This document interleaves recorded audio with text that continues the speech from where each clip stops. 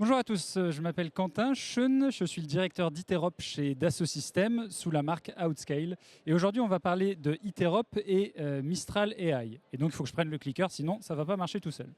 Alors, ça c'est moi, voilà.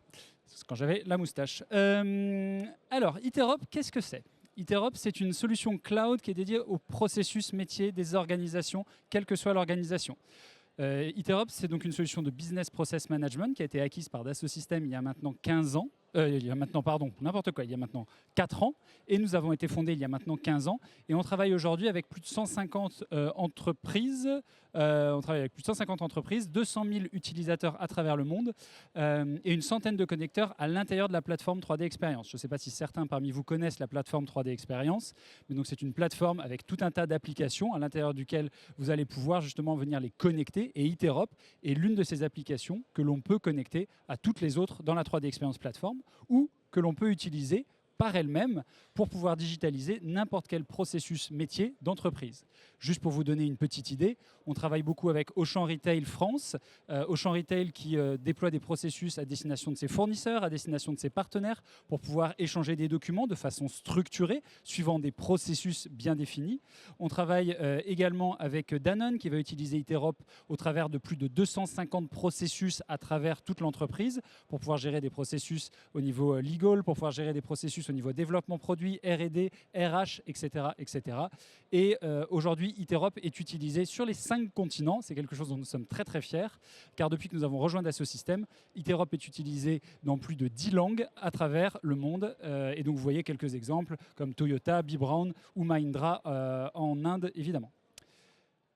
Iterop, qu'est-ce que c'est globalement par rapport à Dassault Systèmes? Dassault Systèmes, certains parmi vous connaissent peut-être Dassault Systèmes, j'imagine. Dassault Systèmes, globalement, le postulat, ça a été de dire on va partir des tables à dessin et on va essayer de faire une maquette numérique en 3D de n'importe quel objet physique et maintenant de n'importe quel objet et de n'importe quel organe, par exemple, avec toute l'activité Life Science de Dassault Systèmes.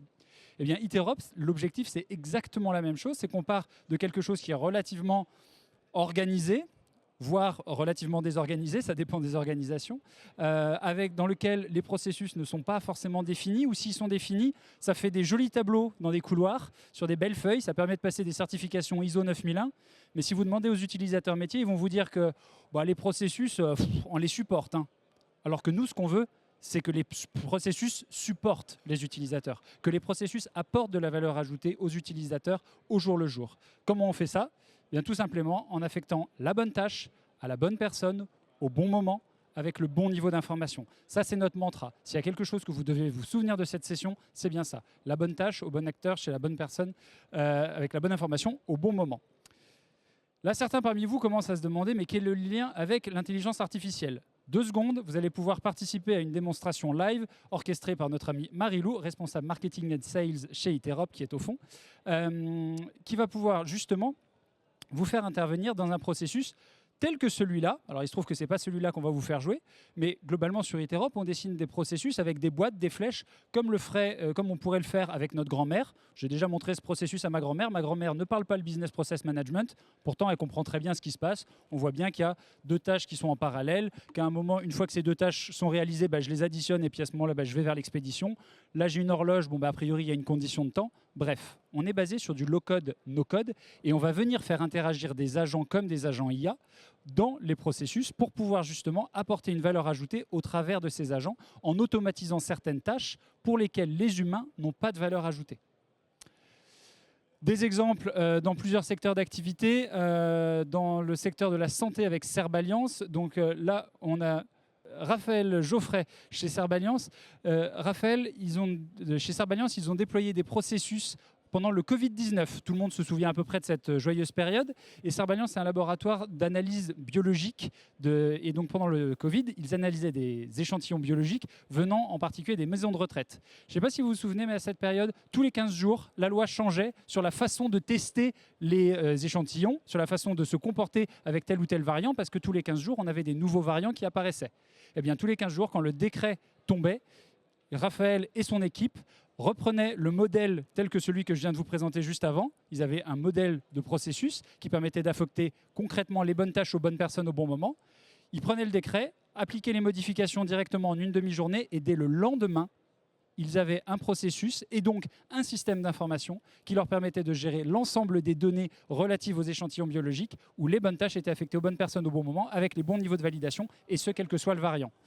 Louis-Nicolas Beer de l'Automobile Club du Luxembourg, taux de fidélisation des clients, il est passé de 60% à 91%. Comment il a fait? Eux, ce sont des assureurs. Eh bien, ils sont tout simplement passés de 40 jours en moyenne pour traiter une réclamation client à 4 jours.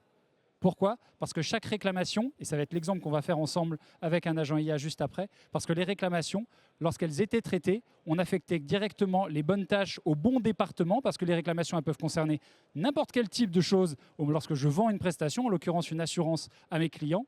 Et donc là, si c'était un problème sales, c'était envoyé au sales. Si c'était un problème plus technique, c'était envoyé à des personnes plus techniques, etc., etc. Ils sont passés de 40 jours à 4 jours.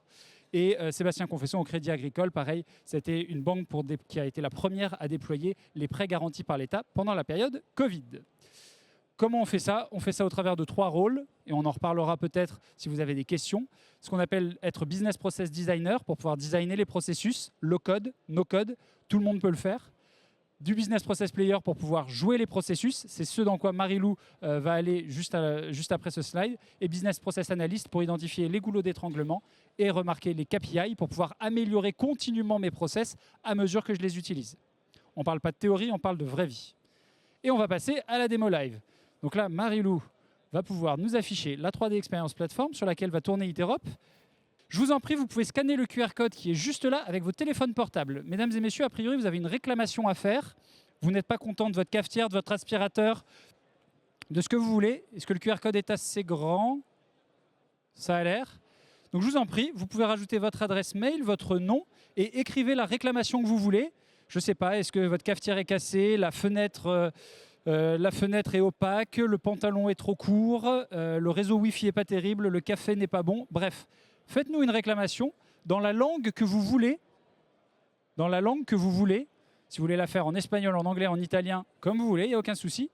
Et Marie-Lou va pouvoir passer sur le deuxième onglet Business Process Play. OK. Donc, il me faudrait quelques réclamations, messieurs, dames. Tu peux juste actualiser, Marie-Lou, tout en haut. Voilà. Alors, on en a une première de monsieur ou madame Giron, je ne sais pas. Marie-Lou, tu peux aller sur la première tâche, s'il te plaît? Hop là. Donc là, nous sommes dans Business Process Play, Iterop Play. Okay. Et donc, on retrouve la liste de tâches que nous avons à réaliser. Il y a plusieurs tâches qui sont arrivées. Donc, ça, ce sont les différentes tâches qui arrivent directement. On va pouvoir les classer par ordre de priorité. Là, a priori, on a un petit symbole danger. Donc, ça veut dire que la tâche est un peu plus urgente que les autres. On peut les trier par priorité pour faire en sorte de traiter d'abord les réclamations les plus urgentes. Marie-Lou, d'ailleurs, tu pourrais aller sur la deuxième. Voilà, merci. A priori, monsieur ou madame Bourgeois dit que son train est toujours en retard. Et qu'est-ce que je vois ici? Je vois ici une analyse préliminaire. Les retards fréquents peuvent indiquer des problèmes de gestion ou de maintenance. Il est important de signaler ce problème au service client pour qu'il puisse enquêter et améliorer la ponctualité. Qu'est-ce qu'il s'est passé? Est-ce que la personne qui a fait cette réclamation peut se dénoncer, s'il vous plaît? Merci beaucoup, monsieur. Donc, a priori, vous avez des problèmes de train. Entre le moment où, sur votre téléphone, vous avez accédé à Iterop et vous avez fait votre réclamation et la tâche qui est arrivée ici, nous avons interrogé Mistral AI pour pouvoir lui demander une première analyse de votre réclamation. À quoi ça sert? Ça sert à aller plus vite. C'est-à-dire que là, le train est en retard, c'est pas très grave. Si par contre vous m'aviez dit que vous aviez une fracture ouverte, on aurait pu justement réagir plus vite, augmenter le niveau d'importance de cette tâche, voire automatiser automatiquement certaines tâches pour dire, typiquement, cette tâche, il faut qu'on la traite en toute urgence. Il faut qu'on envoie un SMS automatiquement à telle ou telle personne. Il faut qu'on déclenche un autre processus d'urgence. Car en effet, là, je vous présente un processus de gestion des réclamations, mais on pourrait aussi déclencher d'autres processus en cascade. On peut connecter les processus les uns aux autres. On peut connecter des processus aussi à d'autres systèmes d'information. Si on a besoin, par exemple, d'alimenter un autre système d'information parce que, de façon très urgente, il faut régler un problème. Et ce que l'on voit aussi en dessous, c'est une réponse au demandeur. Moi, je suis responsable de l'analyse des réclamations dans l'entreprise et j'ai déjà une réponse qui est pré-rédigée à nouveau par Mistral AI. Bonjour, nous sommes sincèrement désolés pour les désagréments causés par les retards de votre train, blablabla, blablabla, blablabla. OK ? Qu'est-ce qui se passe quand on fait ça?